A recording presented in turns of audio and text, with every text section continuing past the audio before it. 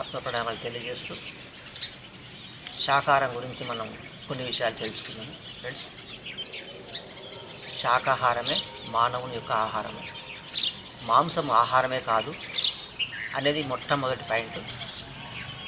మరి శాకాహారం తీసుకోవడం వల్ల మన లోపల డైజెషన్ 4 అవర్స్లో అయిపోయి రక్తం పలచబడి గుండెకు, ఊపిరితిత్తులకు, జీర్ణాశయానికి, మన మెదడుకు పని తక్కువై అవి మిగతా టైంలో రెస్ట్లో ఉండి ఇంకా శక్తిని పెంచుకుంటాయి.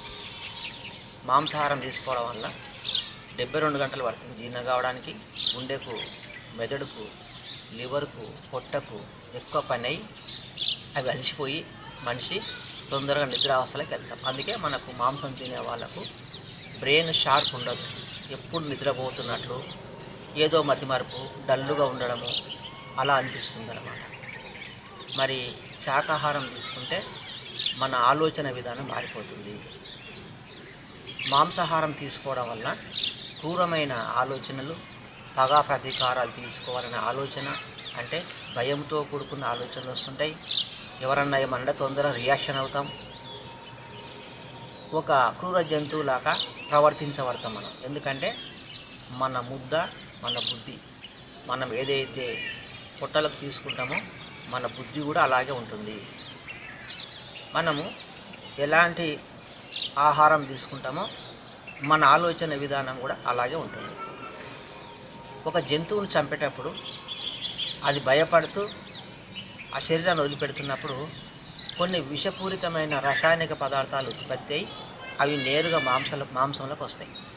చనిపోయిన తర్వాత మనం ఏం చేస్తాము, ఆ మాంసాహారాన్ని తీసుకెళ్ళి దాంట్లో కొంత మెటీరియల్ కలిపి వండుకొని తిన్నప్పుడు ఆ రసాయనిక పదార్థాలు మనం ఎంత కాల్చినా, ఎంత వండినా అయిపోవు. ఎటువంటి రసాయనిక పదార్థాలు? భయంతో కూడుకున్న రసాయనిక పదార్థాలు మాంసం ద్వారా మన పొట్టలో పోయినాక మనకు కూడా ఎప్పుడు భయపడుతున్నట్లు రకరకాలుగా ఆలోచనలు వస్తూ ఉంటాయి.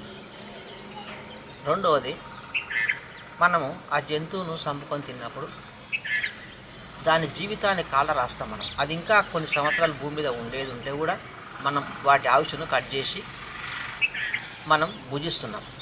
మళ్ళీ ఆ జంతువు మళ్ళీ ఎక్కడైతే చనిపోయిందో మళ్ళీ అక్కడి నుంచే తన జీవితాన్ని స్టార్ట్ చేయాల్సి వస్తుంది. మళ్ళీ అది ఇంకో శరీరం తీసుకుంటుంది.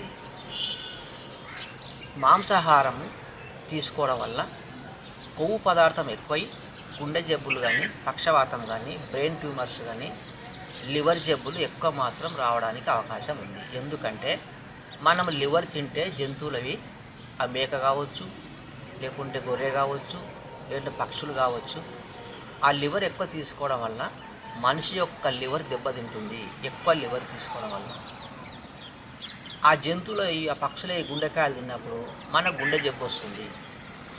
ఆ పక్షులకి రక్తం తాగినప్పుడు, ఆ జంతువుల రక్తం వండుకొని తిన్నప్పుడు మన రక్తం కూడా చెడిపోయి రక్తహీనతగా మారిపోతాము. కిడ్నీలు తింటే కిడ్నీలు ఖరాబ్ అవుతాయి. కన్నుగుడ్లు తింటే మన కన్నుగుడ్లు పోతాయి. ఎలాంటి అవయవం తింటామో మన అదే అవయవం మనం దెబ్బతింటుంది.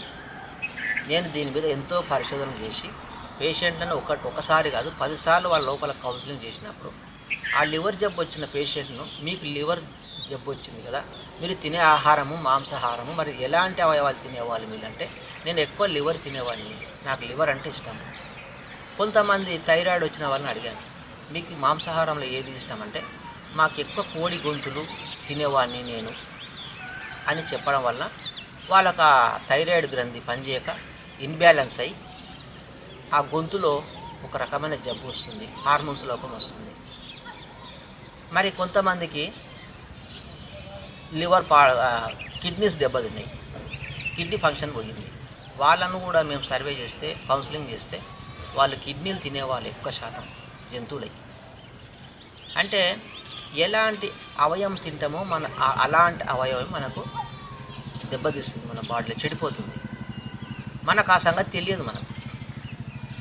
మరి శాకాహారం గురించి మనం బాగా చేసుకుంటే, శాకాహారము చాలామంది ఏం చెప్తున్నారంటే, శాకాహారం కూడా హింసలాగానే అవుతుంది కదా, మరి మనం ఆ చెట్లను, ఆకులను, ఆ కాయలను కోస్తున్నాం కదా, అది హింస కాదా అంటే హింస కాదు. ఎందుకంటే మనము చెట్లను కట్ చేసినప్పుడు మనం తినే కూరగాయలు కానీ ఆకుకూరలు కట్ చేసినప్పుడు మళ్ళీ అవి వస్తున్నాయి, మళ్ళీ పెరుగుతున్నాయి. కానీ ఆ జంతువులను ఏదన్నా కట్ చేస్తే తిరిగి రాదు ఇంకా మళ్ళీ. అంటే మనం ఏం చేస్తున్నామంటే ఆ జంతువులను పూర్తిగా కట్ చేస్తున్నాం, ఇంకా అవి మళ్ళీ పెరగవు అవి ఇంకా.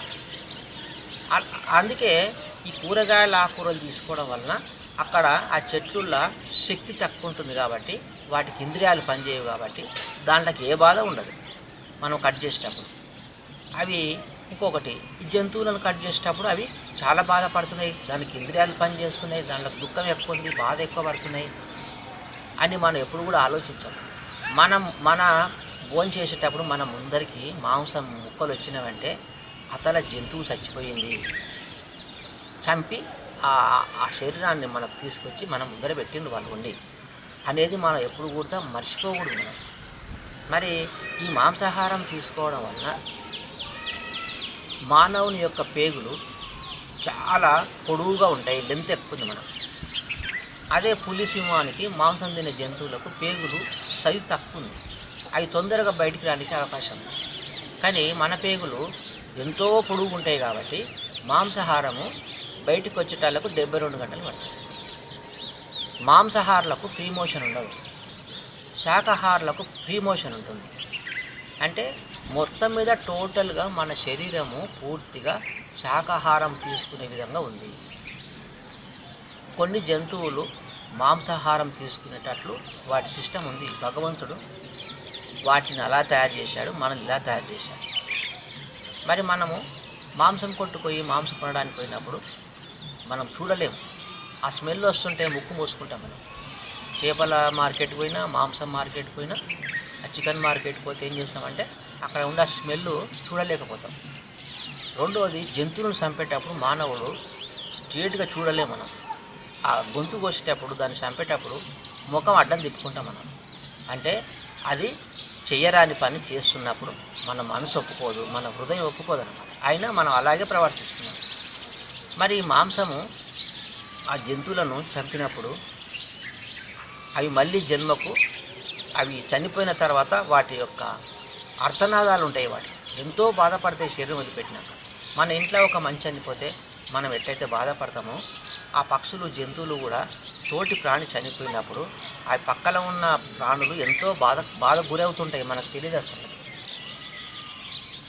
మరి ఈ మాంసం తినడం వలన మనము భగవంతునికి దూరం అవుతాము. ఆయన ఒక ప్రశ్న వేశాడు, ఈ సృష్టిలో అత్యంత గొప్ప పాపాలు ఏంటివని అడిగాడు గురువు ఒక శిష్యుడు నేరుగా లేచి, గురువుగారు, సృష్టిలో అత్యంత పాపాలు 2 ఒకటి జంతువులను చంపడము, ఒక ప్రాణిని హింసించడము మొట్టమొదటి పాపము, రెండవ పాపం భగవంతునికి దూరంగా ఉండడం రెండవ పాపం అని చెప్పారు. ధ్యానం చేస్తే హింసకు దూరం అవుతాము, భగవంతునికి దగ్గర అవుతాము. అంటే మెడిటేషన్ చేయడం వలన ఏ జంతువును చంపము, ఏ జంతువుని హింసించము, మాంసాహారం బంద్ చేసుకొని భగవంతునికి దగ్గర అవుతాం అనేది ఎప్పుడు మనం మర్చిపోరాని విషయం. మరి ధ్యానము శరణం గచ్చామని గౌతమ బుద్ధుడు చెప్పారు. మరి ఈ శాకాహారం ఎప్పుడైతే మనం తీసుకుంటామో మన లోపల భక్తి పెరుగుతుంది, దైవ చింతన పెరుగుతుంది, జంతువులను ప్రేమించే శక్తి వస్తుంది. మరి ఈరోజు డాక్టర్స్ అందరూ ప్రతి పేషెంట్కు మాంసం తింటే బలం వస్తుంది, మాంసం తినకపోతే నీకు రక్తం అభివృద్ధి కాదని చెప్పడం అనేది అజ్ఞానం పూర్తిగా. ఈ శాకాహారంలో కూరగాయలు, ఆకుకూరలు, పండ్లు, గింజలు, ఈ ఫ్రూట్స్ తినడం వల్ల అంతకన్నా ఎక్కువ రెట్టింపు మనకు ఆరోగ్యం వస్తుంది, బ్లడ్ ఇంప్రూవ్మెంట్ అవుతుంది, జబ్బులకు చాలా మటుకు దూరం ఉంటాం మనం. శాకాహారం నుంచి, మాంసాహారం నుంచి జబ్బులకు దగ్గర అవుతాము, మళ్ళీ జబ్బు వస్తుంది మీకు. కనుక దయచేసి ప్రతి వ్యక్తి మాంసం తినేవాళ్ళు ఉంటే కనుక వెంటనే శాకాహారులుగా మారాలని చెప్పి ఆ పిరమిడ్ స్పిరిచువల్ సొసైటీ తరఫున నేను మిమ్మల్ని అందరినీ కోరుకుంటూ ముగిస్తున్నాను. Thank you very much.